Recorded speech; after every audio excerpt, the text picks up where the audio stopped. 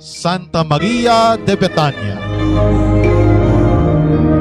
Sa bagong tipan, may babaeng nagngangalang Maria na nagkaroon ng mahalagang kalagayan patungkol sa buhay ng ating Panginoong Jesucristo. Si Maria ay kapatid ni Marta at Lazaro. Sila'y taga Betania, isang probinsya ng Judea. Si Maria ang babaeng umupo at nakinig sa paanan ni Jesus, samantalang si Marta noon ay naliligalig sa mga gawaing bahay. Siya ang nagbuhos ng pabango at nagpahid ng buhok sa paanan ni Jesus. Ito'y tanda ng paghahanda niya para sa kamatayan ni Jesus.